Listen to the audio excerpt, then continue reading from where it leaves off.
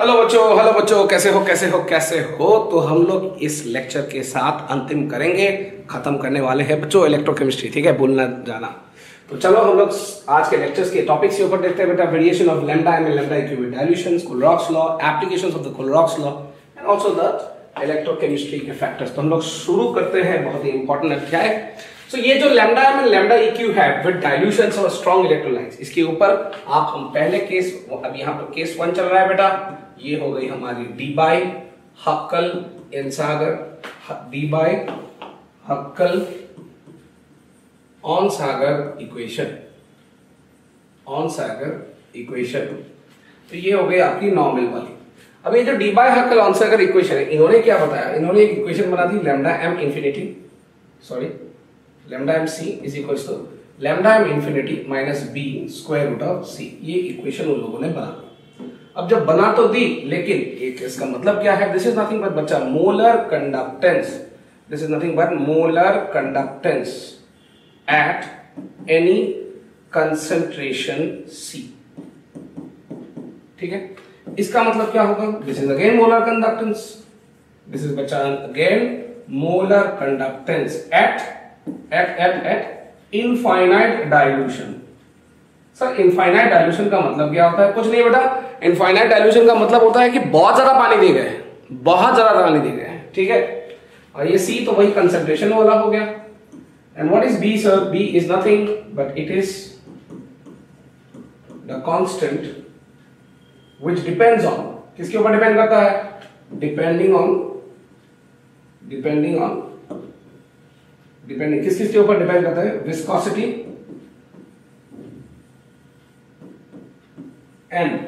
Viscosity and एक और चीज, कौन सा बताओ? क्या बता सकते हो? हाँ, डाइलेक्ट्रिक कांस्टेंट एप्सिलॉन आर। अच्छा एक और चीज बच्चा, लैम्डा एम 0 के जगह पर लैम्डा एम इंफिनिटी, ये दोनों भी यूज किया जा सकता है। इसका मतलब है एट 0 कंसंट्रेशन, मीनिंग से मैं हाँ बेटा, और इसका मतलब है इनफाइनाइट डाइल्यूशन। ठीक है, तो ये आपकी main Debye Huckel Onsager equation हो गई बेटा। यही के ऊपर हम लोग आधारित करके हम लोग अगले पॉइंट्स पे ग्राफ ड्रॉ करने वाले हैं। अभी ग्राफ्स के ऊपर चलते हैं। तो ग्राफ्स रिलेटेड टू डाइल्यूशन, अगर आप ग्राफ्स ड्रॉ करना जाए तो ग्राफ्स रिलेटेड कुछ चीजें आपकी बहुत ज्यादा इंपॉर्टेंस होती है। जैसे अभी हम लोग जो ग्राफ ड्रॉ करने जा रहे हैं, this is basically on a conjunction point. यहाँ पर जैसे लैम्डा एम हो गई, यहाँ हो गई आपकी square root of C and ये लैम्डा एम। यहाँ आप जब ड्रॉ करोगे तो it's a practically straight line. ये स्ट्रेट लाइन कैसे पता चलता है? देखो इक्वेशन क्या था, lambda M C is equals to lambda M infinity minus B C. ये आपकी वाई एक्सिस में दी गई है, ये चीज आपकी एक्स एक्सिस में है, तो this becomes like y equals to m x plus c के जैसे पैटर्न। और ये किसका इक्वेशन है? Equation of a straight line. तो स्ट्रेट लाइन की इक्वेशन पे हो गया, लेकिन एक चीज याद रखें, ये m जो है स्लोप, यहाँ पर आपकी वैल्यू नेगेटिव है। इसका मतलब जो भी आप यहाँ पर ड्रॉ करोगे, जो भी यहाँ पर आप ड्रॉ करने वाले हो, एकदम भूल मत जाना बच्चों, जो भी आप यहाँ पर ड्रॉ करने वाले हो, ये कंप्लीटली एक स्ट्रेट लाइन तो होगा, लेकिन ये स्ट्रेट लाइन एकदम ध्यान में रखा जाए, ये स्ट्रेट लाइन आपकी कुछ भी करो बेटा, ये एग्जैक्टली 0 से स्टार्ट नहीं होता और ये डिक्रीजिंग स्लोप वाला है, क्योंकि यहां पर आपकी स्लोप क्या हो गई? नेगेटिव। अब आप प्रैक्टिकली पकड़ो, कोई भी एक पॉइंट पकड़ो, आप यहां से पकड़ लो, या यहां से पकड़ लो, या यहीं से है क्यों ना पकड़ो, आप यहां से आप कुछ एक हद तक आप पैरेलल लाइंस खींच सकते हो to get a specific concentration, कि इस कंसंट्रेशन में इतना होगा, या इस वाले कंसंट्रेशन में इतना होगा, कौन से कंसंट्रेशन में कितना होगा, ये आपको तीनों लाइन से पता चल जाएंगे। ठीक है, now coming to the point, let us extrapolate this graph. तो यहां से यहां तक ये मैंने बना दी आपकी एक्सट्रापोलेशन। ठीक है बेटा, ये हो गया, हाँ ये हो गई आपकी extrapolated area, this is the extrapolation. Sir ये एक्सट्रापोलेशन मतलब क्या? मतलब एग्जैक्टली तो नहीं होता, लेकिन इसको पाया जाता है। It is not exactly possible, but इसको अगर खींच दे लाइन तो यहां पर जाके अटैच होता है। अगर अटैच हुआ तो ऑब्वियसली इस वाई एक्सिस के इस पॉइंट पे जाके वो हिट कर रहा है। इस पॉइंट को हम लोग बोलेंगे लैम्डा एम 0 और लैम्डा एम इंफिनिटी। ऐसे क्यों बता रहे हैं बेटा? क्योंकि यहां पर उस समय कंसेंट्रेशन आपकी लगभग 0 है। रूट सी की वैल्यू 0 होगी, तो अगर रूट सी की वैल्यू 0 है तो डेफिनेटली सी की वैल्यू भी 0 होगी। So almost at 0 concentration you can extrapolate the graph और आप जाके उसको हिट कर सकते हो, और उस समय जो भी आपका मोलर कंडक्टेंस मिलेगा उसको हम लोग बोलेंगे molar conductance at what solutions? Infinite solutions, sorry infinite dilutions. Molar conductance at infinite dilutions, ठीक है, या एट 0 कंसेंट्रेशन। ठीक है बेटा, इस ग्राफ को भी ड्रॉ कर लीजिए, ग्राफ को भी ड्रॉ कर लीजिए। बहुत इंपॉर्टेंट ग्राफ है, बहुत ही ज्यादा इंपॉर्टेंट ग्राफ है। अच्छा, एक बात मैं बताना चाहता हूं, ये जो लैम्डा एम इंफिनिटी होते हैं ना, या आप लैम्डा एम 0 भी बोलो, मैं इसको शॉर्ट में लिखता हूं LMC। सर LMC का मतलब क्या है? This is also called as limiting molar conductivity. इसको हम लोग एक और नाम से क्या पहचानेंगे? Limiting molar conductivity. Limiting molar conductivity. अगर ये लिमिटिंग मोलर कंडक्टिविटी है, अगर ये लिमिटिंग मोलर कंडक्टिविटी है, तो याद रखें इसका मतलब ये है कि लिमिट फिक्स कर दिया हम लोगों ने कि 0 ही कंसेंट्रेशन होना चाहिए, या बहुत ज्यादा पानी मतलब, या बहुत ज्यादा सॉल्वेंट, इसका मतलब इनफाइनाइट डाइल्यूशन होना चाहिए। क्लियर? चलिए लिख ले, ड्रॉ कर ले ग्राफ को। स्लोप नेगेटिव, बहुत ही आराम से। चीजों को हमेशा पढ़ना सीखे, बहुत इंपॉर्टेंट होता है। चलो इसमें एक और ग्राफ ड्रॉ कर लेते हैं बेटा। इस ग्राफ को हम लोग एक टेक्निकल पॉइंट से भी ड्रॉ करने के लिए कोशिश करेंगे। Let's try one more graph, and this graph is important for your boards and entrances. जैसे फिर से मैंने यहाँ पर क्या किया, फिर से यहाँ पर मैंने क्या ले ली? लैम्डा एम ले ली इस एक्सिस पे। यहाँ पर क्या ले रहे हैं बेटा? रूट सी। ये फिक्स करना है, ठीक है, ये आपके दिमाग में फिक्स करना है। अगर आप थोड़ा ध्यान से देखिए, इधर आपकी लैम्डा एम है, इधर आपके रूट ओवर सी है, तो इसमें आप मैं तीन अलग कलर का ग्राफ ड्रॉ करूंगा, ठीक है। एक डीप ग्रीन वाली ड्रॉ कर दी, फिर मैंने यहाँ पर एक ब्लू कलर वाली भी ड्रॉ कर दी, और मान लीजिए मैंने यहाँ पर एक येलो वाली भी ड्रॉ कर दी। और मैंने आपको पूछा कि ये 3 ग्राफ 3 अलग अलग सॉल्यूशंस के लिए है।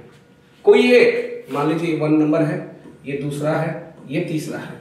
इन तीनों में से कोई भी एक HCl है, कोई भी एक NaCl है, कोई भी एक KCl है। तो पेपर में ये पूछेंगे कि which one indicates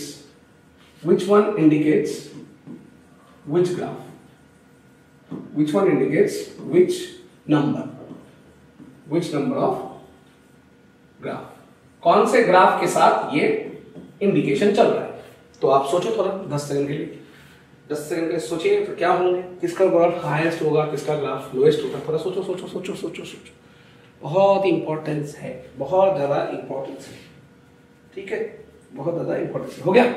चलो मैं बताता हूं। ये जो पहला वाला ग्राफ है, ठीक है, ये जो पहला वाला आपका ग्राफ है, ये होगी आपकी HCl के लिए, ये दूसरी होगी आपकी KCl के लिए, और तीसरी होगी आपकी NaCl के लिए। अब ऐसा क्यों? अब तीनों में देखो, तीनों में एक चीज कॉमन है कि the Cl minus is constant for all of them, is constant for all। अगर Cl minus तीनों के लिए कांस्टेंट है तो बदल क्या रहा है? H प्लस, K प्लस और Na प्लस। ना ये ध्यान में रखें कि H plus has the highest conductance among all cations, highest conductance among all the cations, सारे के सारे कैटायंस में H प्लस सबसे ज्यादा होती है, तो इसीलिए उसका टॉपर में आना तय है। Is the first point clear? तो सबसे ज्यादा कंडक्टेंस होगा तो उसका हाइट सबसे ज्यादा ऊपर चल रहा है, सबसे ज्यादा कंडक्टेंस के वैल्यूज देंगे। अब दूसरी आ जाती है आपकी कंपटीशन, यहां पर K प्लस क्यों? अब देखो सोल्यूशन में Na प्लस बड़ा है या K प्लस? नॉर्मली तो K प्लस बड़ा है, लेकिन in case of solutions Na plus बड़ा हो जाता है in aqueous case in comparison to K plus, ठीक है, इसकी साइज बड़ी हो जाती है। कैसे? क्योंकि Na प्लस ज्यादा पानी खींचता है तो वो बहुत मोटा हो जाता है। मोटे होने के कारण Na प्लस ज्यादा मोटा हो चुका है, दिस इज द साइज। तो जिसकी साइज ज्यादा है उसकी कंडक्टेंस कम हो जाएंगे। तो कंडक्टेंस अगर आप तुलना करने जाए कंडक्टेंस अगर आप तुलना करने जाए तो Na प्लस की कंडक्टेंस K प्लस के कंडक्टेंस से कम हो जाएगा। ऐसा क्यों हो रहा है बेटा? क्योंकि Na प्लस की साइज सोल्यूशन में बहुत बढ़ जाती है। ऐसे तो नॉर्मली अगर पूछो कि मुझे सर सोडियम प्लस और K प्लस में ज्यादा साइज किसका है, ऑब्वियसली K प्लस की साइज ज्यादा होनी चाहिए क्योंकि उसकी मतलब शेल्स ज्यादा है। लेकिन टेक्निकली पकड़ो तो उसको पानी सराउंड कर रहा है, अगर पानी सराउंड कर रहा है तो obviously you will be using the Na plus having a smaller size particular system in only normal cases. लेकिन सोल्यूशन फेज में K प्लस की साइज बड़ी हो जाती है, सॉरी Na प्लस की साइज बड़ी हो जाती है, जिसके कारण यहां पर K प्लस का कंडक्टेंस ज्यादा होगा। I hope the second and the third point is clear.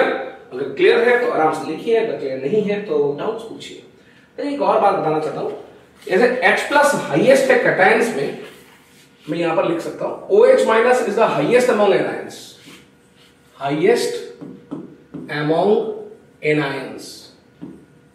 तो OH माइनस की जो कंडक्टेंस है वो सारे एनायंस में से टॉप पोजीशन पे आ जाते हैं। ठीक है बेटा, वो टॉप पोजीशन पे आ जाते हैं, तो लिख ले।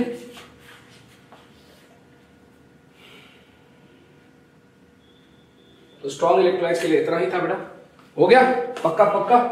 चलिए आगे बढ़ते हैं। Now next is variation of lambda M and lambda eq with dilution for weak electrolytes. देखो बेटा, वीक इलेक्ट्रोलाइट्स बहुत ही जबरदस्त है। वीक इलेक्ट्रोलाइट्स ऐसे चीज होते हैं क्योंकि आप उसको निकाल नहीं सकते। तो अगर पेपर में पूछे कि डीबाय-हक्केल-ऑनसागर इक्वेशन किसके लिए वैलिड है, स्ट्रॉन्ग इलेक्ट्रोलाइट्स या वीक इलेक्ट्रोलाइट्स, आप आंसर क्या देने वाले हो? आप आंसर देते हो completely strong electrolytes. Week electrolytes के लिए काम नहीं करता। ठीक है, अच्छा तो ड्रॉ कर लेते हैं बेटा हमारे graph.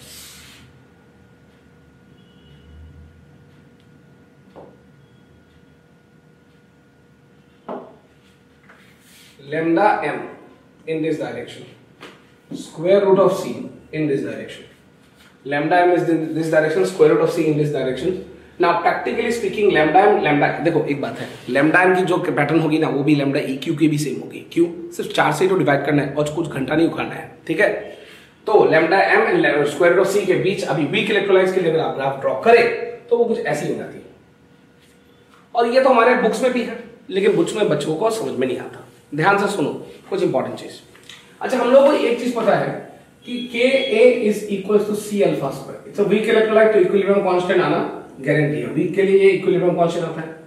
Now this is a constant, it's an equilibrium constant. ये क्या है बेटा? एक इक्विलिब्रियम कांस्टेंट है।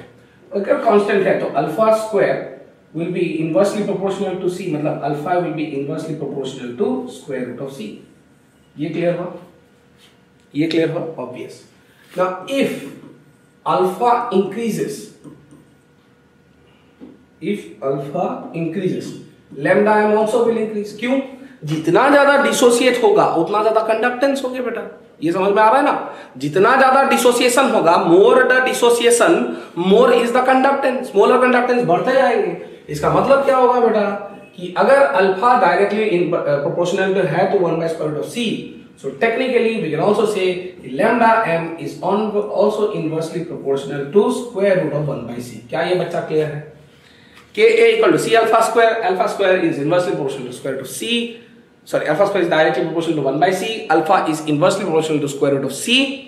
क्योंकि अल्फा बढ़ने से लैम्डा m बढ़ता है। क्यों? जितना ज्यादा डिसोसिएशन होगा उतना ज्यादा कंडक्ट आयंस बनेंगे, उतना ज्यादा मूवमेंट होगी, उतनी ज्यादा आपकी कंडक्टेंसेस बढ़ेंगे, मोलर कंडक्टेंस बढ़ेंगे। तो lambda m will be inversely proportional to square root of C। Okay okay okay, ठीक है, तो ये तो पता चला। अब हम सबको पता है कि अगर y एक्सिस में ये वाले भैया है और x एक्सिस में ये वाले भैया है और दोनों के रिलेशंस इनवर्स पॉइंट पे होती है, तो ये ग्राफ किसको दिखाता है? A rectangular hyperbola. This gives us a rectangular hyperbola. Is this clear? ये क्या देगा आपको? एक रेक्टेंगुलर हाइपरबोला, जो कि मैंने ड्रॉ करके रख दी। क्या सारे बच्चे क्लियर है रेक्टेंगुलर हाइपरबोला क्यों हुआ? क्यों हुआ? क्यों हुआ? अच्छा एक बात बताओ, क्या अब यहां से आप लैम्डा में इंफिनिटी वगैरह खींच सकते हो? नहीं, आप इंफिनिटी नहीं खींच सकते। क्यों? क्योंकि ये लाइन कभी छुएगा नहीं, ऐसे चलते जाएंगे। क्या ये पॉसिबल है? नहीं सर, नॉट पॉसिबल। क्यों? Will it touch? No sir, it's not going to touch. ना तो ये जीरो होने वाली है, ना तो वो इनफाइनाइट पोजीशंस पे जाएंगे। आप दोनों ही कुछ नहीं कर सकते। सो इस रीजन के साथ हम लोग स्टार्ट करेंगे न्यू टॉपिक थोड़ी देर बाद, दैट इज कोलरॉक्स लॉ। मतलब Debye Huckel Onsager equation is valid for what electrolyte? Strong electrolytes. क्या वीक इलेक्ट्रोलाइट्स के लिए आपने जीरो कंसंट्रेशन में आप निकाल सकते हो बेटा? ये तो ग्राफ कंप्लीटली ऐसी ही जा रही है, ये तो कभी छुएंगे भी नहीं, तो आप क्या इसके लिए निकाल सकते हो? नहीं निकाल सकते हो बेटा, नॉट पॉसिबल। कुछ भी करो आप उखाड़ नहीं सकते इसको। Is it clear? चल लिख ले लिख ले लिख ले, आराम से लिख ले।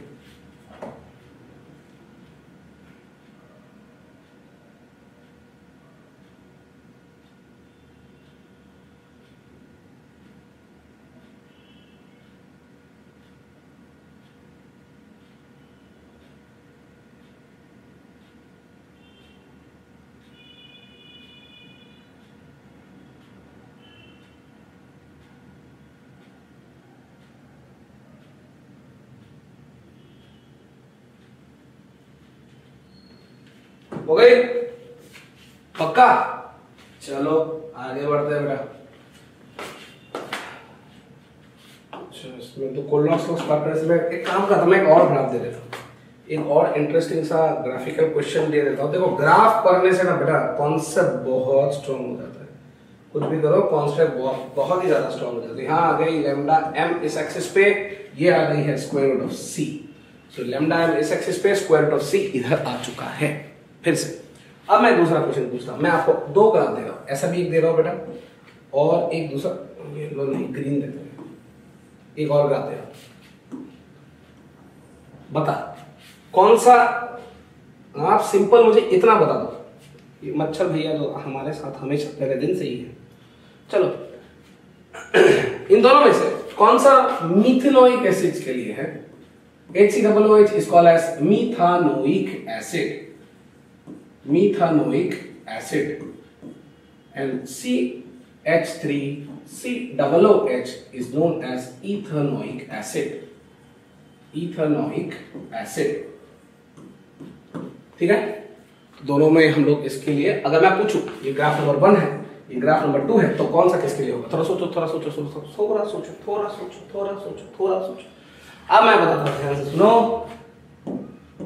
मेथनोइक एसिड, अब ऑर्गेनिक केमिस्ट्री अगर आपने स्टार्ट नहीं किया है तो हम लोग स्टार्ट करने वाले हैं। अगले वीडियो ही ऑर्गेनिक की आने वाली है बेटा। हम लोग जीओसी से स्टार्ट करेंगे। तो methanoic acid this is a stronger acid, it's a stronger acid. और जो स्ट्रॉन्ग एसिड होती है उसमें HCOOH डिसोसिएट ज्यादा होगा, इसकी अल्फा वैल्यू ज्यादा होंगे, और जिसकी अल्फा वैल्यू ज्यादा होंगे उसके मोलर कंडक्टेंसेस भी ज्यादा होंगे। जिसके अल्फा वैल्यू ज्यादा होंगे उसके मोलर कंडक्टेंसेस भी ज्यादा होंगे। तो ग्राफ नंबर 1 किसके लिए होगा? HCOOH, और ये किसके लिए होगा? CH3COOH। क्या ये क्लियर है?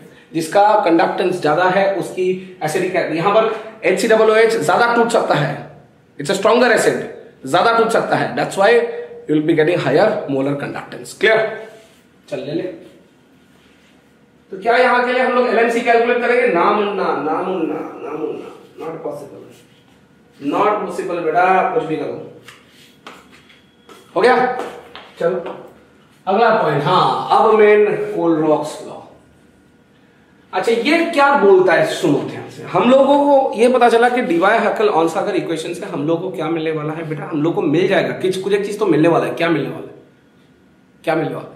कुछ नहीं, अरे मिलने वाला है यार, हमको molar conductance and infinite dilution मिल सकते हैं at for what particular cases? For strong electrolytes. लेकिन वीक इलेक्ट्रोलाइट्स के लिए तो होगा नहीं, क्योंकि वो रेक्टेंगुलर हाइपरबोला कभी टच नहीं होता। दीज आर एसिम्प्टोट ग्राफ्स, तो ये कभी टच नहीं होते। ऐसे ये भी ऐसे जा रहा है, ये भी ऐसे जा रहा है, कभी टच नहीं होता, ऐसा कभी टच नहीं हो सकता। ओके, तो अगर टच नहीं हो सकता वाई एक्सिस या एक्स एक्सिस, तो obviously you are not going to get anything. तो इसीलिए कोलरॉक्स नाम का जो साइंटिस्ट है उसने बहुत ही एक जबरदस्त बता दी। उसने ये बता दी कि एट इनफाइनाइट, एकदम सिंपल से, देखो लॉ तो आपको हर बुक में मिल जाएगा, लेकिन उसने एक सिंपल सी बात बता दी, लिख लीजिए। Eight infinite dilution the dissociation of an electrolyte is 100%। पहला पॉइंट लिखिए, ये फर्स्ट पॉइंट है कि eight infinite dilution the dissociation of N electrolyte, कोई भी एक इलेक्ट्रोलाइट स्ट्रॉन्ग हो या वीक हो, ब्रैकेट में लिख देता हूं मैं, स्ट्रॉन्ग और वीक दोनों में से कोई भी हो, एट इनफाइनाइट डाइल्यूशन अगर बहुत ज्यादा पानी डाले तब उसके डिसोसिएशंस 100% लगभग हो जाते हैं। Is almost 100%। पहले मेरे साथ ही लिखते जाओ, ये 100%। पहला पॉइंट क्लियर है कि कोई भी एक इलेक्ट्रोलाइट का अगर हम लोग बहुत ज्यादा पानी डालते जाए बेटा, बहुत ज्यादा पानी डालते जाए तो क्या होगा? क्या होगा? बहुत ज्यादा पानी डालते जाए तो वो 100% लगभग डिसोसिएट हो जाएंगे, ये टूट जाएंगे। ठीक है। दूसरा पॉइंट, जब टूट जाएगा the ions now become independent of each other. The ions are now independent of each other. Independent of each other मतलब एक दूसरे को भाव नहीं देता। Cation does not react with anion. Cation and anion do not combine. ये समझ में आ रहा है? तो मैंने क्या बोला कि मैंने तो नहीं बोला भाई, खोलरॉक्स भैया जी ने बोला है कि अगर बहुत ज्यादा पानी दिया जाए तो वो जो इलेक्ट्रोलाइट होगा, स्ट्रांग हो वीक हो, सारे के सारे आयंस टूट जाएंगे। टूट गए, एक बार टूट गए बेटा तो आपको यह याद रखनी है कि 100% अगर टूट जाए कंप्लीटली तो एक आयन दूसरे को कोई भाव नहीं देगा। एक आयन दूसरे का भाव कभी नहीं देगा। Is it clear? At this case, at such a situation, at such a situation, देखो मैं लिख लिख के पढ़ाता हूं, ठीक है, मेरा काम ही है। At such a situation 100%, sorry 100% तो बता दी मैंने। At such a situation LMC, limiting molar conductivity of an electrolyte,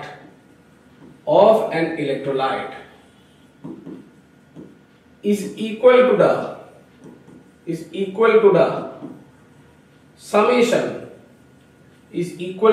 summation of the LMC of cation and anion। लिख ले। इंपॉर्टेंट चीज क्या है बेटा कि ध्यान से सुनो, 3 पॉइंट है, तीनों पॉइंट को जोड़ के देखो। लॉ तो देखो, तुम लॉ को तोड़ तोड़ कर भी लिख सकते हो, मैं नहीं लिख रहा हूं, मैं एक एक पॉइंट वाइज करके लिखा रहा हूं। हर बच्चा इस लॉ को रट्टा मारता है, मैं रट्टा नहीं मार रहा हूं, कॉन्सेप्ट से दे रहा हूं। ठीक है, सुनो फिर से कि एट इनफाइनाइट डाइल्यूशन, बहुत ज्यादा जब पानी डाले तो डिसोसिएशन होना तय है। स्ट्रॉन्ग या हो या वीक इलेक्ट्रोलाइट हो, 100% पक्का डिसोसिएशन होगा ही। The ions are now independent of each other, एक दूसरे से मिलते जुलते नहीं है, बात भी नहीं करते हैं। अगर बात ना करे तो जो टोटल LMC होगा इलेक्ट्रोलाइट का, मतलब limiting molar conductance at infinite dilutions, मतलब LMC will be equal to the sum of the cation and the anion. ठीक है, लिख, आराम से लिख, बिंदास लिख। इससे क्या पता चलता है कि lambda EQ at infinite, EQ छोड़ यार, lambda M at infinite dilution for an electrolyte, कोई भी एक इलेक्ट्रोलाइट के लिए it will be equal to lambda M infinity for the cation plus lambda M infinity for the anion. यही है इसका स्टेटमेंट। इसका रफ स्टेटमेंट क्या होगा कि दोनों को अगर जोड़ दे तो जो आपकी मोलर कंडक्टेंस और इनफाइनाइट डाइल्यूशन होगा for electrolyte will be lambda M infinity plus lambda M infinity minus. Clear? तो लिख ले आराम से बेटा, आपको समझता रहता हूं। ठीक है, चल आगे बढ़ते हैं। अभी अब पॉइंट पे आते हैं कि देख, जो लैम्डा M इंफिनिटी है, हम सबको पता है this is LMC for the electrolyte. और ये जो LMC है this is equals to nothing but n factor into lambda M equivalent, lambda EQ equivalence. ये सुनो, ये तो हम लोगों ने पहले क्लासेस में डिराइव कर ली थी बेटा। पिछले क्लास में हम लोगों ने डिराइव कर ली थी कि lambda M infinity is nothing but equals to, it's nothing but equals to क्या? बोल बोल बोल बोल बोल बेबी बोल, रॉक एंड रोल मेरे संग तो। ठीक है, ये इसका मतलब क्या हुआ कि lambda M infinity will be nothing but n factor into lambda equivalent. n factor से मल्टीप्लाई अगर करो इक्विवेलेंट कंडक्टेंस को, आपको मिल जाती है मोलर कंडक्टेंस। अब ये तो मैंने बता दी, तो इसकी यूनिट क्या होंगे? इसके यूनिट होते हैं सीमेंस सेंटीमीटर स्क्वायर पर मोल, बताया था। इसकी यूनिट क्या होगी? सीमेंस सेंटीमीटर स्क्वायर पर इक्विवेलेंट। सर बार-बार क्यों पढ़ा रहा हूं, बताता हूं बेटा। बहुत सारी चीजें आप इसको एक साथ ही पढ़ना पड़ेगा। जैसे lambda M infinity for the whole electrolyte will be equals to molar conductance at infinite dilutions for the whole। मैं कैपिटल E को क्या मान रहा हूं? This is nothing for the electrolyte. ये पूरा इलेक्ट्रोलाइट को ले रहा हूं। इलेक्ट्रोलाइट में दो ही चीज होता है, पॉजिटिव एंड नेगेटिव, उसी को तोड़ना है बेटा, कैटायन एंड एनायन बनाना है और कुछ नहीं बनाना है। ठीक है, so this will be nothing but lambda M infinity for the cation plus lambda M infinity for anion.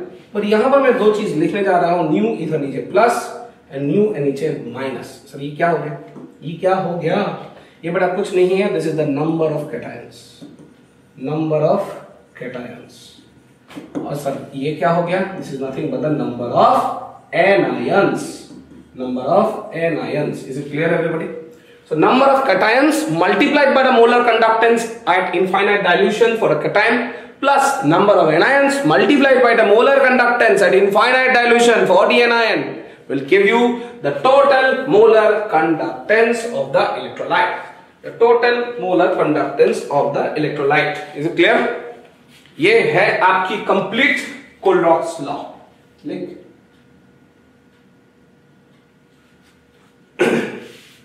Okay.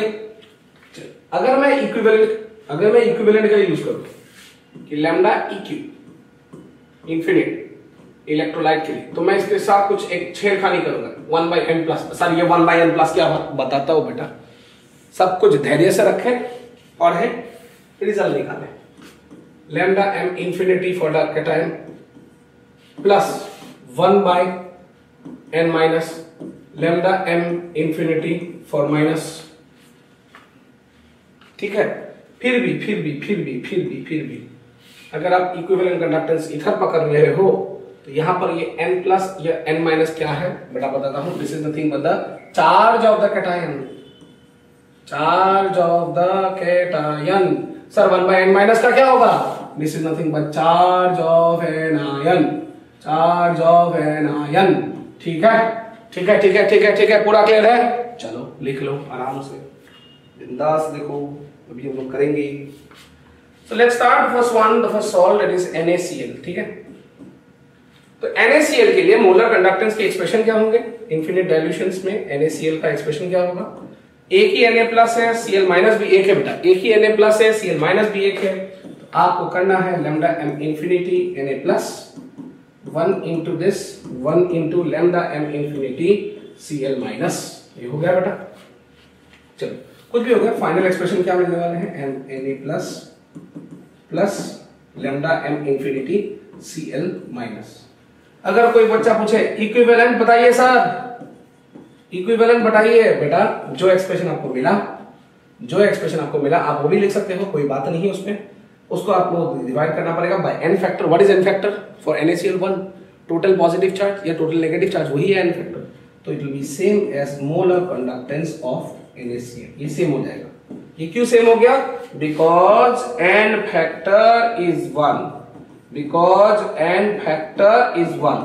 Sir why n factor is 1, क्योंकि Na प्लस की चार्ज एक है, Cl माइनस की भी चार्ज एक ही है बेटा। लिख, point to point, strength to strength, everything is important in your life.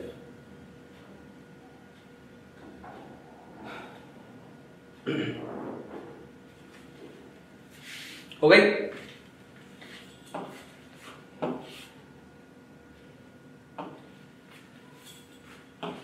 अब एग्जांपल्स पकड़ते हैं।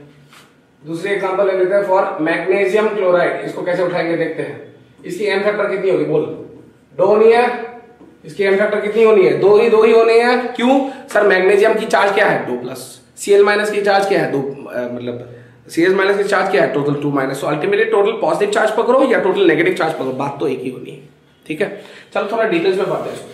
सो lambda m infinity for magnesium chloride अगर लिखा जाए तो मैं क्या लिखने वाला हूं, lambda m infinity for magnesium 2 plus 2 into lambda m infinity for Cl minus. ऐसा क्यों, because this is nothing but the number of Cl minus ions, number of Cl minus ions. ये हो गई आपकी एक्सप्रेशन। ये आपके लिए क्या मिल गया, मोलर कंडक्टेंस। अगर आपको यहां से ही डायरेक्ट इक्विवेलेंट निकालना है तो इसके लिए भी उपाय है मेरे पास बेटा, इसके लिए भी उपाय है मेरे पास। अभी पढ़ाया था ना, फॉर्मूला को भूलना मत बेटा, फॉर्मूला को भूलना मत। क्या अच्छा तो इससे पहले भी बताया था मैंने कि यहां पर क्या बताया था, molar conductance is equals to n factor into equivalent. तो इक्विवेलेंट कंडक्टेंस क्या होगा, molar conductance by n factor.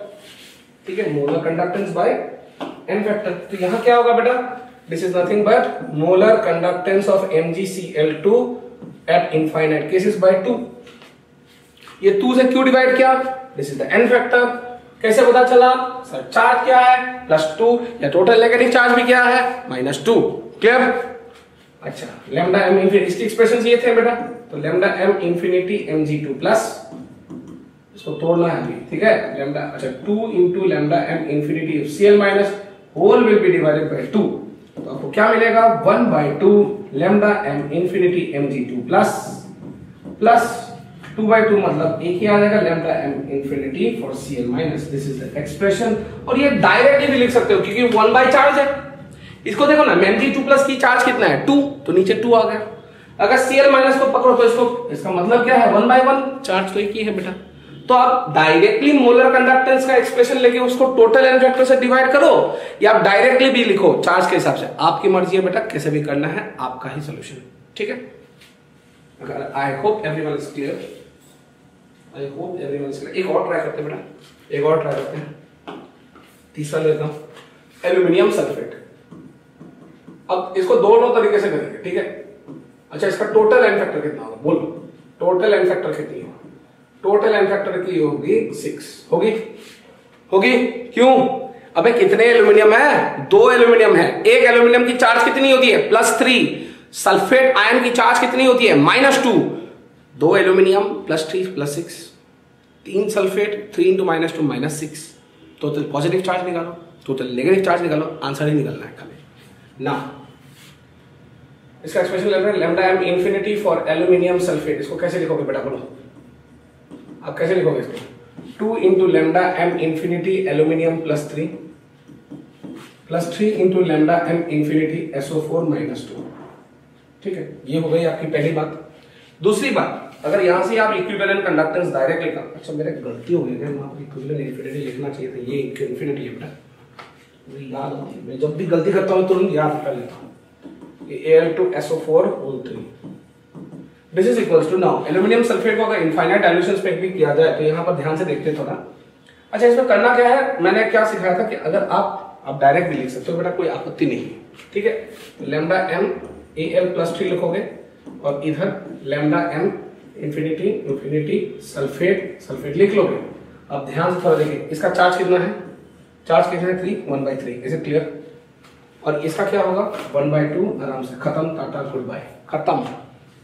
इसी चीज को आप ऐसे भी लिख सकते हो, lambda EqAl3 plus infinity lambda EqSO4 minus infinity, क्यों, क्योंकि लैम्डा इक्विवेलेंट क्या होता है 1 बाय चार्ज या 1 by N factor into total molar conductance, 1 by N factor into total molar conductance, is it clear, पूरा क्लियर। चलो लिख लें, इसलिए बता दो मेरे लिए कभी भी 1.5x नहीं करना है, आपको ऑटोमेटिकली हमेशा जिंदगी में मिलेगा।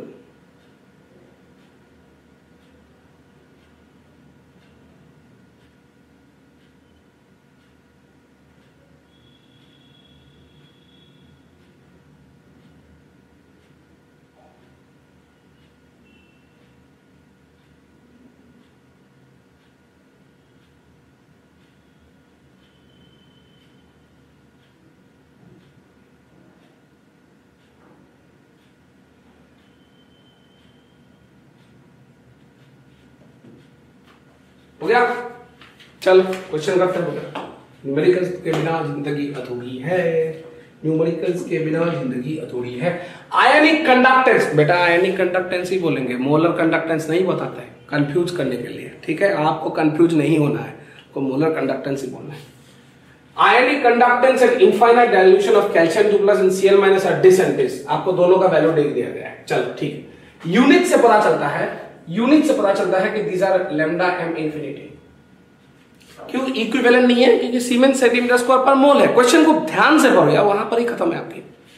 ओके नाउ देव आस्क्ड कि फाइंड और calculate lambda am not lambda EQ not for calcium chloride. चलो तो लैम्डा एम नॉट लैम्डा या अच्छा काम करते हैं, क्वेश्चन को नॉट से खत्म करते हैं। तो लैम्डा एम 0 भी लिख सकते हो, मैंने बताया था 0 लिखो इंफिनिटी लिखो मीनिंग सेम है, 0 लिखो इंफिनिटी लिखो मीनिंग सेम है, 0 लिखो इंफिनिटी लिखो मीनिंग सेम है। बात में एक ही डिफरेंस है बेटा, 0 की मतलब कंसंट्रेशन, इंफिनिटी की मतलब डाइल्यूशन, ठीक है।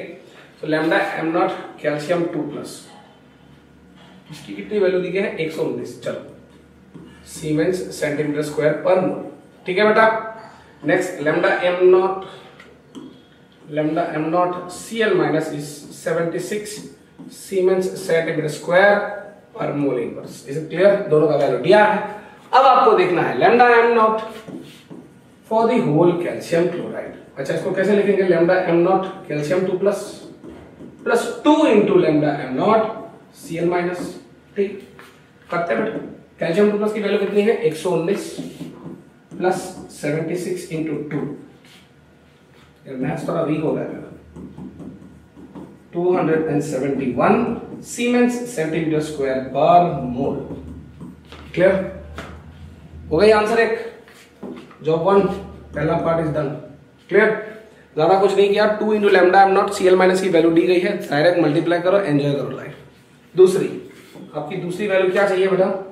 दूसरी वैल्यू आपको चाहिए इक्विवेलेंट का ना। अच्छा चलो, इक्विवेलेंट एक तो हो गया, इसका तो खत्म। अभी इसको खत्म करेंगे, रुक। Lambda EQ not calcium chloride को आप कैसे लिखोगे?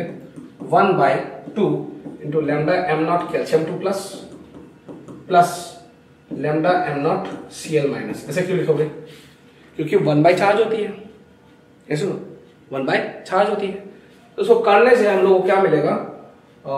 कैल्शियम 2 प्लस की 119 को 2 से डिवाइड करने की 59.5 प्लस 76 डायरेक्ट ऐड करो, आपको क्या मिलेगा? यहाँ पर 60 135 नहीं 130 करेगा 135.5 सीमेंस सेंटीमीटर स्क्वायर पर इक्विवेलेंट। बेटा याद है यूनिट में घपला किया तो लाइव जिंगल वाला हो जाएगा बेटा एग्जाम हॉल में। ठीक है, यूनिट में गड़बड़ी मत कर देना। ठीक है, I hope everyone is clear. लिख लो।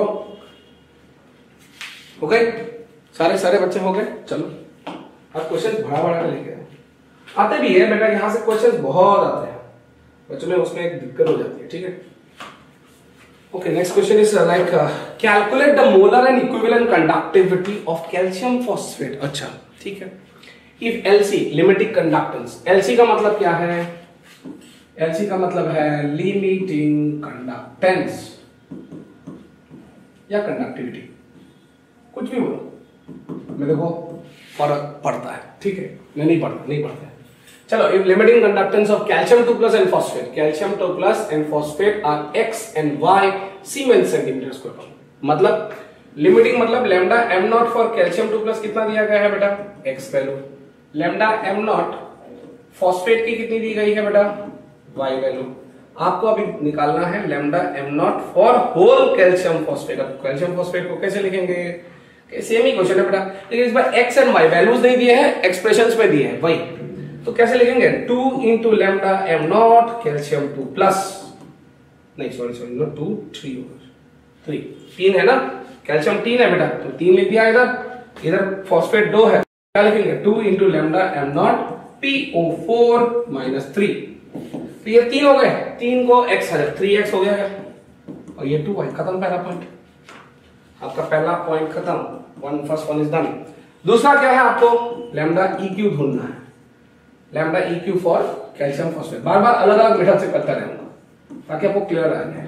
इसको क्या लिख सकते हैं? Lambda M not calcium phosphate, इसको किससे डिवाइड कर सकते हैं? N factor. ये सुनो, वही तो फॉर्मूला था, n factor into equivalent equals to molar, या equivalent equals to molar by N factor, यही तो था।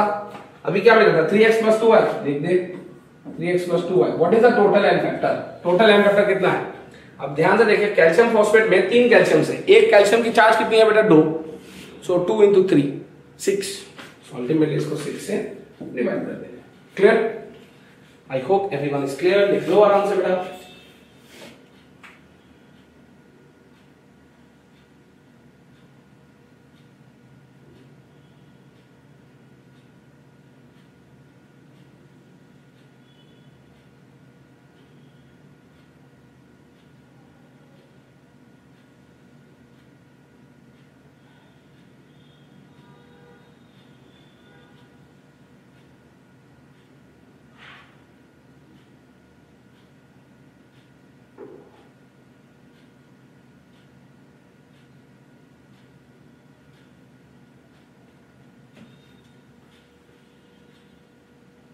हो गई। चलो आगे बढ़ते हैं। Now applications of Kohlrausch's law.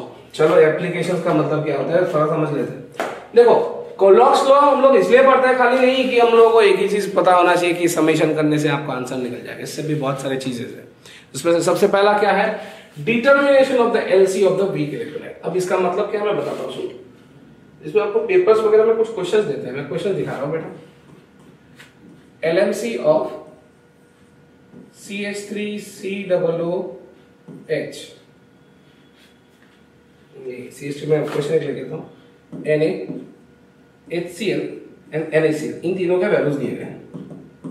ठीक है, मान लीजिए इसका आपको x दिया गया है, इसका y दिया गया है, इसका z दिया गया है। Okay, the limiting molar conductance of sodium acetate HCl and NaCl has been given as XYZ। Unit तो वही है, सीमेंस सेंटीमीटर स्क्वायर पर मोल। अब क्वेश्चन है कि find the LMC for acetic acids. ठीक है, अब मैं इसका दो मेथड दिखाऊंगा। पहला मेथड जो कि बोर्ड में आप यूज करोगे, दूसरा मेथड भी आप बोर्ड में यूज कर सकते हो, ज्यादा इजी है, करेक्ट भी है। देखते हैं।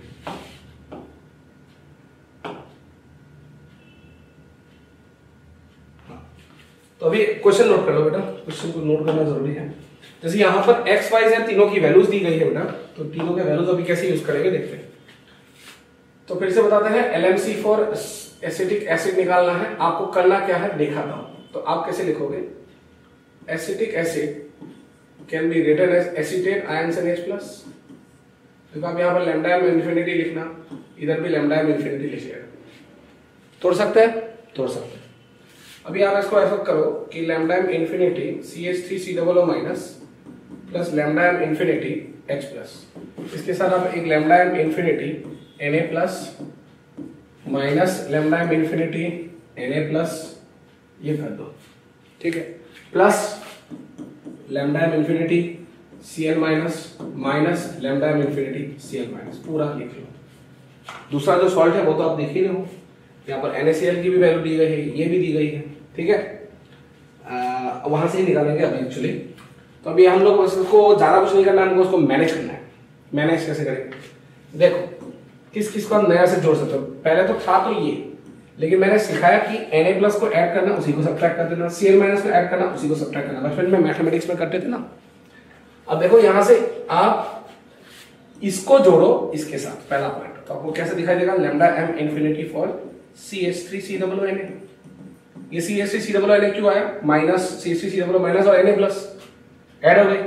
चलो अब इसके साथ इसको ऐड करना है, तो क्या करेंगे, लैम्डा एम इन्फिनिटी H+ और Cl- ऐड कर देंगे, क्या मिलेगा HCl माइनस बचा क्या, ये लैम्डा एम इन्फिनिटी Na+ और माइनस भी है तो NaCl डायरेक्ट लिख सकते हैं।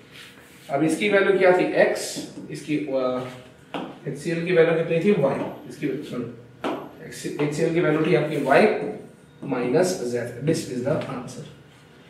ऐसे आपको बना के लिखना है, लेकिन हम लोग ऐसे नहीं करेंगे, हम लोग अलग ही मेथड से करने वाले हैं। क्या सारे बच्चों का क्लियर है यहां तक? क्या सारे बच्चों का क्लियर है? अगर क्लियर है तो बताइए। हाँ, अगर आपका पूरा क्लियर है तो आपको समझ में आना चाहिए। पूरा क्लियर? चलो लिख लो बेटा, और भी बहुत सारे अध्याय खोलने हैं अभी।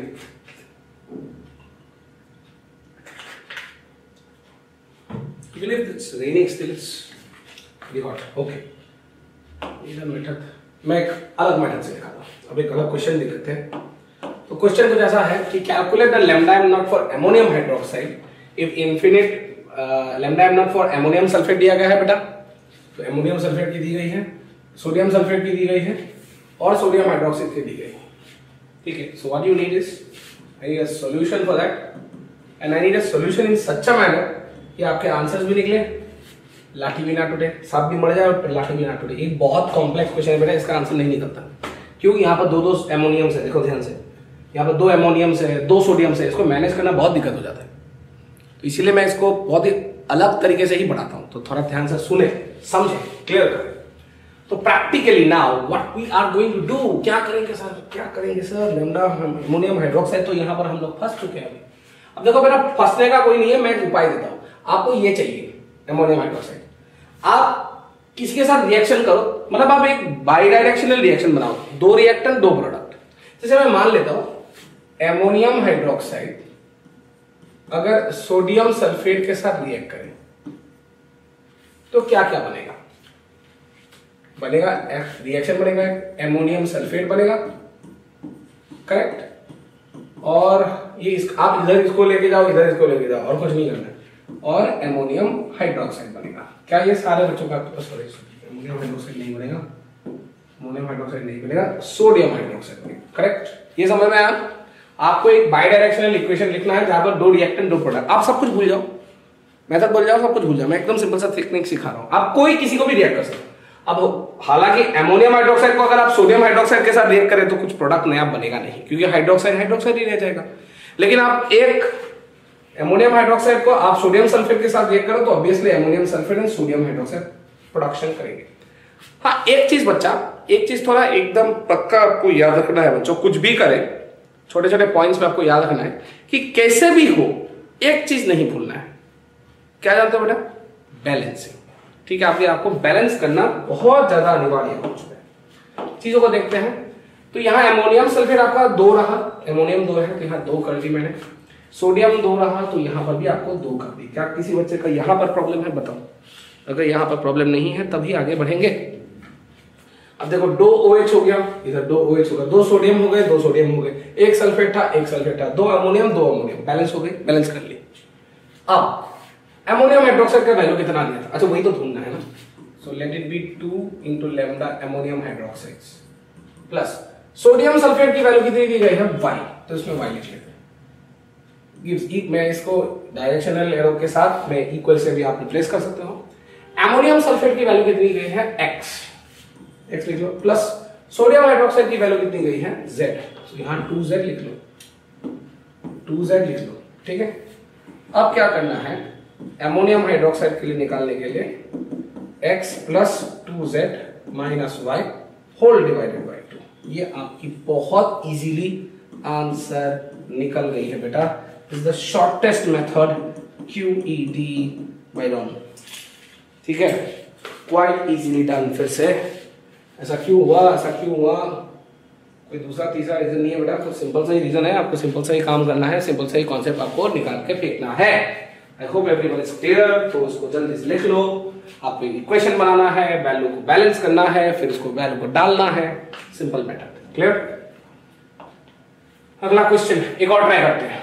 फॉस्फोरिक एसिड के लिए ढूंढना है, मतलब मैं क्या करूंगा यहाँ पर सॉल्यूशन क्या करूंगा, क्या करूंगा, क्या करूंगा?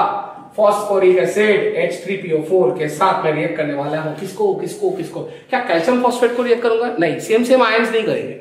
दूसरा क्या? सल्फ्यूरिक एसिड ले लेते हैं। सल्फ्यूरिक एसिड को रिएक्ट करके क्या बनाएंगे? क्या बनाएंगे हम लोग बनाएंगे, अच्छा क्या कैल्शियम हाइड्रोक्साइड का दिया है ना।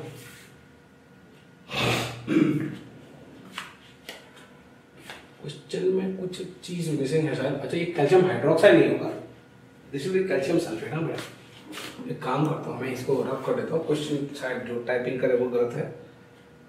मैं इसको एक काम करता हूँ,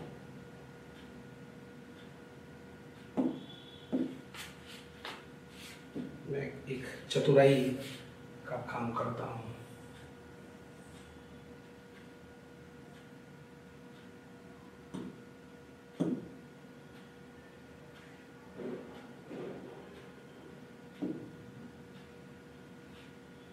इसको मुझे पूछना है, हाँ ठीक है। ये नहीं होगा बेटा, ये नहीं होने वाला। इसके इसके जगह पर आप कुछ भी दूसरा यूज कर सकते हो। जैसे अभी मैं यूज करने वाला हूं, आप टेंशन ना लो, ठीक है। आप देखो, this is called smartness, on the spot thinking. इसका मतलब ये नहीं, इसको कम नहीं कर सकते। ओके ना, अभी क्या होगा यहाँ पर? Find lambda M not calcium sulphate, इसकी वैल्यू Z दी गई है, ठीक है। अच्छा अब क्वेश्चन बनेगा। तो this is called on the spot system management. जैसे अभी मैंने क्या किया, टाइपिंग मिस्टेक हो गई, तुरंत मैंने ठीक कर दी, देखा। ऐसे ही आपको पेपर्स वगैरह में भी मैनेज करना होगा, वहां पर तो टाइपिंग मिस्टेक इतना नहीं होता। अच्छा अभी देखते हैं बेटा, आप एक सॉल्व करते हैं, बातों को बाद में रखेंगे। तो अभी फास्फोरिक एसिड को चाहिए बेटा, तो फास्फोरिक एसिड के साथ मैं रिएक्ट करने वाला हूं किसी के साथ। किसको रिएक्ट करवाऊंगा, किसको रिएक्ट करवाऊंगा, कैल्शियम सल्फेट को ही कर देता हूं। दिस विल गिव मी, मान लीजिए कैल्शियम फॉस्फेट देगा, ये मेरे को कैल्शियम फॉस्फेट देगा, और क्या देगा, सल्फ्यूरिक एसिड्स। अब बैलेंस करने के ऊपर हम लोग उधर जाते हैं बेटा, तो यहाँ फॉस्फेट, यहाँ 2 दे दी मैंने, यहाँ 2 दे दी, हाँ खत्म नहीं हुआ, 3 हो जाएगा। कैल्शियम सल्फेट 6 हो गया, और ईथर आपको 3 देना, हो गया balanced, done. So it's balanced now. 6 hydrogens, 3 sulphates, 3 calciums and 2 phosphates. तो सिस्टम इज बैलेंस्ड। अभी सॉल्व करते हैं बेटा।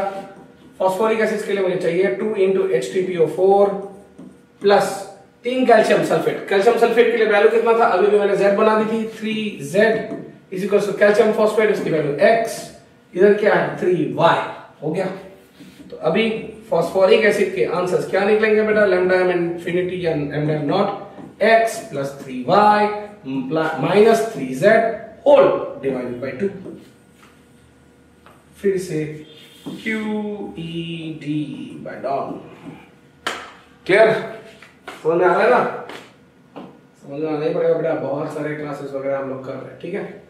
तो लिख लो आराम से, टेंशन नहीं लेने का, आराम से पढ़ने का, हो गया। चलो आगे बढ़ते हैं। Okay, now determination of degree of ionization, ये भी इंपॉर्टेंट चीज है, सिंपल फॉर्मूला है, बताता हूं मैं। देखो, फॉर वीक इलेक्ट्रोलाइट्स, जब भी आपके इलेक्ट्रोलाइट्स बहुत ही ज्यादा वीक होंगे, alpha can be written as lambda m c by lambda m infinity. एकदम पकड़ के रखो इसको, ठीक है। Lambda m c by lambda m infinity. Molar conductance at any concentration by molar conductance at infinite dilution या zero concentration is nothing but alpha.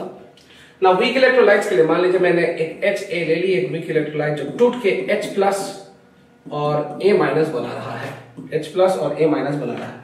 तो इसकी जो मैं इक्विलिब्रियम कांस्टेंट या कुछ भी आपका सिस्टम बनाने जा रहा हूं, उसके लिए इक्विलिब्रियम कांस्टेंट क्या बनेगा, H plus into A minus by HA, यही तो बनने वाला है। इससे अभी हम लोग को क्या पता चलेगा, Ka is equals to, formula क्या था, C alpha square by 1 minus alpha, यही एक्सप्रेशन आता है बेटा। अब इस अल्फा की जगह पर आप क्या लिख सकते हो, Ka is equals to C into lambda m c by lambda m infinity whole square by 1 minus lambda m c by lambda m infinity, ये भी एक्सप्रेशन आप लिख सकते हो।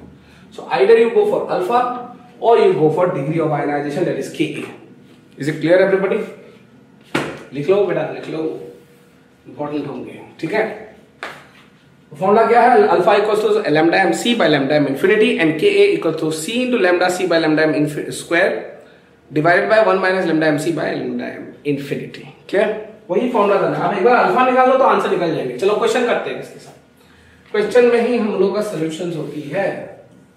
तो क्वेश्चन ऐसा है कि लैम्डा m 0.2 मोलर, मतलब एक कंसंट्रेशन दिया गया है बेटा for acetic acid, and lambda m 0 मतलब ये 0 मतलब इनफाइनाइट डाइल्यूशन, और एसिटिक एसिड दोनों का ही दिया गया है 4 और 40। अच्छा, बहुत अच्छा से अल्फा निकल जाएगा। तो alpha will B lambda m 0.2 molar for acetic acids. इसको डिवाइड करेंगे lambda m 0 for acetic acids. आराम से फॉर्मूला बेटा डालते जाओ, आंसर निकालना। 4/40 कितनी आएगी बेटा, 1/10 मतलब 0.1। This is the meaning of alpha. And find the Ka। अभी क्या बताया था, Ka is nothing but C into alpha square by 1 minus alpha. अभी कंसंट्रेशन कितना है, 0.2 डालिए, अल्फा कितना है 0.1 डालिए, लेकिन स्क्वायर भी डालिए, 1 माइनस 0.1, नीचे आ जाएंगे 0.9, ऊपर आएंगे 0.01, इधर 0.2, तो 0.02 बाय 9, ये हो जाएगी आपकी Ka की value. Clear, this is again QED। बहुत ही इजी तरीके से आपको ये क्वेश्चंस आते हैं। देखो मैं फास्ट क्यों सॉल्व करता हूं जानते हो, आपको मेरे के जैसे करना पड़ेगा बेटा। न्यूमेरिकल्स के समय पे आपको बचाना पड़ेगा टाइम, तभी थ्योरी के क्वेश्चंस आपके आराम से होंगे बोर्ड में, ठीक है। आ जाते हैं बेटा अगला point, determination of solubility and solubility product. Now पहला पॉइंट, ये जो सोल्यूबिलिटी एंड सोल्यूबिलिटी प्रोडक्ट है, this is only for sparingly soluble salt, for sparingly soluble salt। Sir ये sparingly soluble salt का मतलब क्या है? सर ये sparingly soluble salt का मतलब क्या है? बच्चों कुछ मतलब ऐसा है कि those salts which are not highly soluble, ऐसे सॉल्ट्स जो कि कंप्लीटली सोल्यूबल नहीं होते हैं सॉल्वेंट में, वैसे सॉल्ट को हम लोग नाम क्या देंगे? Sparingly soluble salt. लेकिन इफ दे आर डाइल्यूटेड, मतलब बहुत ज्यादा पानी, मतलब excess water is given for infinity level, for infinite times, मतलब बहुत ज्यादा पानी इनफाइनाइट डाइल्यूशन किया गया है, then the solubility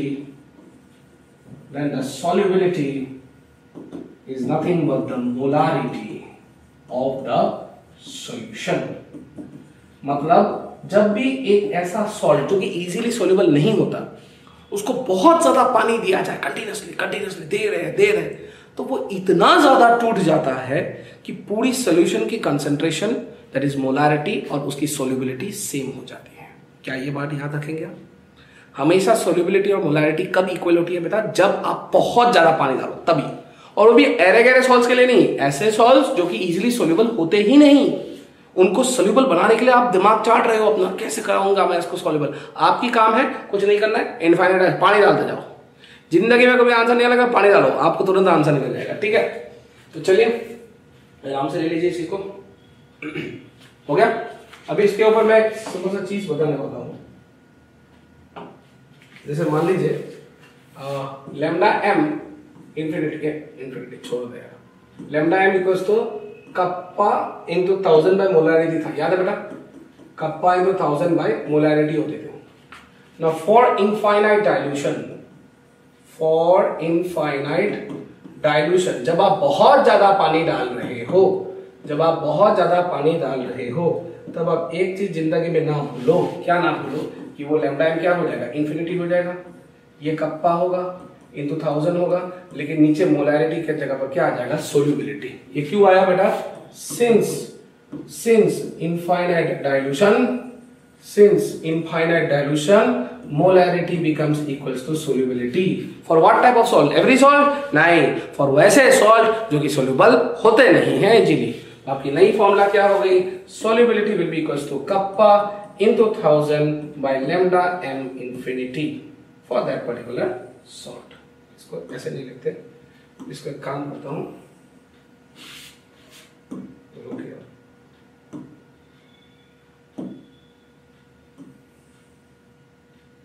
फॉर्मूला के हिसाब से बना के छोड़ देता हूं। ठीक है, तो ये हो गई आपकी formula. Solubility becomes equals to kappa into 1000 by molar conductance at infinite dilution. ये ध्यान में रखना है, नहीं भूल सकते। ठीक है, now let us take a sparingly soluble salt. एक सॉल्ट उठाते हैं बेटा, स्पेरिंगली सोल्यूबल सॉल्ट। उसका सबसे कॉमन एग्जांपल है सिल्वर क्लोराइड। ये जो सॉल्ट है सिल्वर क्लोराइड, ये पानी में बहुत ज्यादा सोल्यूबल नहीं होता, इससे प्रेसिपिटेट भी होता है बेटा, इतना ज्यादा सोल्यूबल नहीं होता। अगर ये सोल्यूबल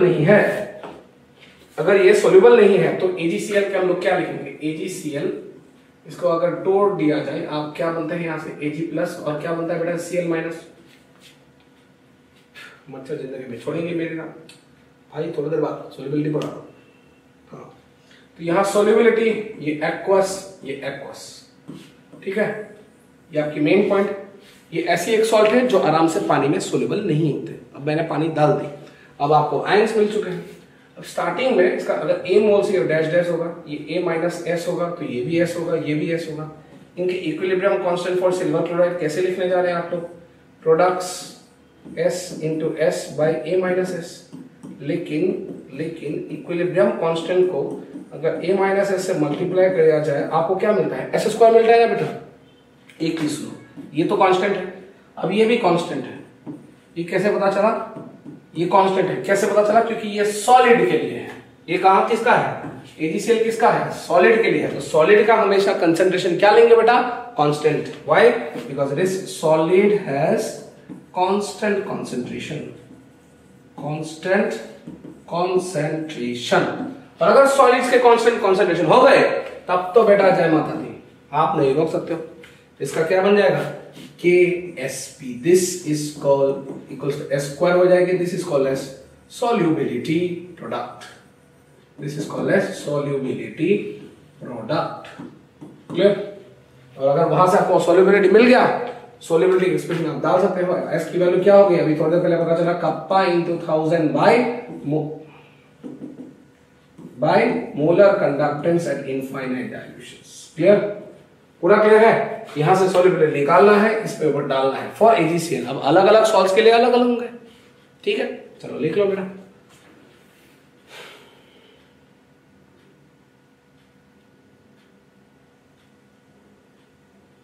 न्यूमेरिकल कर लेते हैं तो अपनी थोड़ी और क्लियरिटी बढ़ जाए।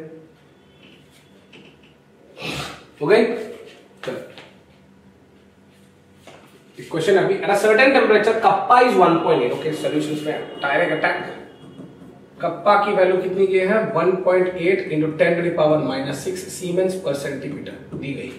The ionic conductances of Ag plus and Cl minus at infinite are this and this। मतलब लैम्डा m, अच्छा सीमेंस सेंटीमीटर स्क्वायर पर मोल, मतलब क्या होगा? Molar conductance. Lambda m in 0 naught for Ag plus is equals to 54.5 siemens centimetre square per mole inverse, and lambda m naught for Cl minus बेटा क्या दिया गया है? 65.5 siemens centimetre square per mole inverse. तो क्या मुझे बता सकते हो? Lambda m 0 not for complete AgCl क्या होगा? दोनों को ऐड कर दो, क्योंकि यहाँ पर दोनों के चार्जेस भी सेम है, आराम से मिल जाएंगे। दोनों को ऐड कर दिया, आपको क्या मिलेगा? 120 सीमेंस सेंटीमीटर स्क्वायर पर मोल। तो आपको ये मिल चुका है। Now they ask find solubility and KSP of AgCl। आराम से निकालना है बेटा। सॉल्युबिलिटी की फॉर्मूला है kappa into 1000 by molar conductance at 0 molar conductance at 0 for AgCl। अब कप्पा की वैल्यू कितनी है? दी गई है ना बेटा, 1.8 into 10 to the power -6 into 1000 divided by lambda m not कितनी वैल्यू आ गई? 120 बेटा। कोई काम करते हैं, इसको 180 बना देते हैं।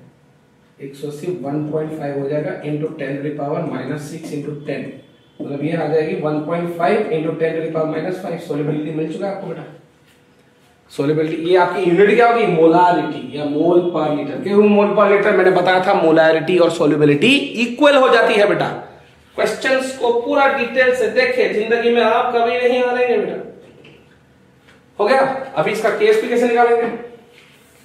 Now KSP for silver chloride is nothing but Ag plus की जो कंसेंट्रेशन है मल्टीप्लाई करेंगे Cl माइनस। अब दोनों की S और S होंगे तो S स्क्वायर लिखेंगे। अभी निकाला था 1.5 into 10 to the power -5 square, ये आ जाएगा 2.25 into 10 to the power -10 mole square per litre square. Clear? फिर से QED एंट्रेंस का क्वेश्चन है बेटा, इंपॉर्टेंट क्वेश्चन है, आराम से पढ़ो। पूरा क्लियर है? फॉर्मूला डालते ही आंसर निकल जाता है बेटा। आज का अंतिम स्लाइड, अंतिम क्वेश्चन, अंतिम टॉपिक ऑफ इलेक्ट्रोकेमिस्ट्री। ठीक है, चलो। अच्छा, क्वेश्चन क्या है बेटा? देखो, देखते हैं। K for silver chloride is this, K for water. Water क्यों दिया है? अभी this is conductivity of water. Conductivity of water. देखो, जब भी एक चीज मैं बताता हूं, सुनो। कोई भी आप एक सोल्यूशन ले रहे हो, कोई भी आप एक सोल्यूशन ले रहे हो, कोई भी आप एक सोल्यूशन ले रहे हो, जो भी सोल्यूशन ले रहे हो उसमें आपने पानी भी डाला है, और मान लीजिए यहाँ पर जैसे Ag प्लस हो गया, ये भी आयन है Cl माइनस। अब ये जो Ag प्लस और Cl माइनस है, ये तो भागा दौड़ी करेंगे, लेकिन वाटर में भी तो दो आयन है, H प्लस और OH माइनस। और मैंने तो आपको बोला ही है कि H प्लस और OH माइनस सबसे जबरदस्त फास्ट ड्रॉ करते हैं बेटा। So this will also move. तो इसका भी एक कंडक्टेंस आता है, इसका भी एक कंडक्टेंस आता है, और AgCl का भी यहाँ पर कंडक्टेंस आएगा। और इस कंडक्टेंस को हम लोग क्या बोलेंगे, कंडक्टिविटी ऑफ वाटर। ये एक बैकग्राउंड से थ्योरी मैंने समझा दी। जो भी हो, प्योर सिल्वर क्लोराइड का ये है। सिल्वर क्लोराइड यहां पर no word for solution is given. देखो, अगर सॉल्यूशन के लिए देते, अगर सिल्वर क्लोराइड सॉल्यूशन बोलते हैं, इसका मतलब पानी को इंक्लूड किया गया है। लेकिन अगर एक्स्ट्रा से पानी दे रहा है, इसका मतलब ये सिर्फ आपके आयंस के हैं, ये पानी के हैं, तो दोनों को ऐड करना पड़ेगा। So total kappa for AgCl solution will be K for AgCl plus K for water। क्या आएगा बेटा, 2.2 into 10 to the power minus 6 plus 0.8 into 10 to the power minus 6 Siemens per centimeter। Add करते क्या मिल गया, 3 into 10 to the power minus 6 Siemens per centimeter। चलो एक बात तो मिल गई हमको, this is K for AgCl या AgCl सॉल्यूशन। क्यों, पानी को भी ऐड किया है। पहला पार्ट क्लियर है, लिख लो आराम से। अब दिया है find the solubility and the KSP of AgCl। निकाल लेंगे। लैम्डा एम नॉट भी दिया है। सॉल्युबिलिटी की फॉर्मूला क्या थी, solubility is equals to kappa into 1000 by lambda M naught AgCl। अभी कप्पा कितना मिला, 3 into 10 to the power minus 6 into 1000 divided by what is the molar conductance of AgCl given 140 दिया गया आराम से। लैम्डा एम नॉट दिया गया तो इसका क्या है 140। तो कैसे करेंगे इसको, 0 0 कट गया बेटा, ये लगभग 0.22 है into 10 to the power minus 4। This is the solubility mole per litre. KSP कैसे निकालना है फॉर AgCl, कैसे निकालेंगे बेटा, Ag प्लस और Cl माइनस की कंसेंट्रेशन, जो कि क्या होता है, एक S लिखेंगे, एक S मतलब S square 0.22 into 10 to the power minus 4 whole square करना बेटा, मोल स्क्वायर करना बेटा, और पर लीटर स्क्वायर भी करना। इसकी यूनिट क्या होंगे, मोल पर लीटर, क्योंकि ये तो कंसेंट्रेशन हो गया ना बेटा, ये तो आपकी कंप्लीटली कंसेंट्रेशन हो गई। तो कुछ चीजें आपको ध्यान से लेना है बेटा, आराम से, गलती ना करो, गलती कभी ना करो। एक मिनट, मैंने कुछ गलती कर दी, I am very sorry students, I am very sorry. ये ऐसा नहीं होगा, मैंने कुछ गलत कर दी, इसको सब्ट्रैक्ट करना पड़ेगा बेटा, मैंने उल्टा कर दी, sorry, I am very sorry students, please taking point. यहां पर सोल्यूशन का दिया है, आपको चाहिए प्योर सिल्वर क्लोराइड के लिए, सॉरी, ठीक है। This is given for solution, this is for the solution is given, ठीक है। We need to find out for pure AgCl। इसके लिए हमको AgCl जो सॉल्यूशन का होगा, जो कि दिया गया है, माइनस K फॉर वाटर, ये होंगे। So 2.2 into 10 to the power minus 6 minus 0.8 into 10 to the power minus 6 मतलब 1.4 into 10 to the power minus 6 siemens पर सेंटीमीटर। क्लियर। फिर इसके बाद लैम्डा एम तो दिया ही गया है। तो solubility will be equals to kappa into 1000 by lambda M naught AgCl। निकालते हैं 1.4, हाँ अब मिल रहा है 1000 बाय 140, आराम से होगा, ये 100 गुना जाएगा, ये 2 कट जाएंगे, 10 to the power minus 5 moles per litre. ये आपकी सॉल्युबिलिटी आ गई।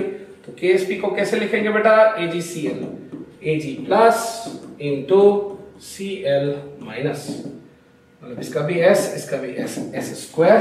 आंसर क्या होगा, 10 to the power minus 5 whole square mole square per litre square. Final answer is 10 to the power minus 10 mole square per litre square. Clear. यहाँ पर subtract करना था, मेरा थोड़ा सा गलती हो गया, ठीक है, very sorry for that. Silver chloride solution दिया है आपको प्योर सिल्वर क्लोराइड के लिए, आपने सब्ट्रैक्ट कर दी। क्लियर। तो आई होप सारे बच्चों का पूरा क्लियर हुआ होगा। I hope everyone have understood electrochemistry. अंतिम पर्याप्त तक हम लोगों ने नहीं छोड़ा है। अगला क्लास ऑर्गेनिक केमिस्ट्री का होगा, लेट्स गो ऑर्गेनिक। तब तक के लिए थैंक यू, बहुत ज्यादा प्यार, जबरदस्त, जिंदाबाद। Do not forget to like, share and subscribe. Donsar is always there. Thank you.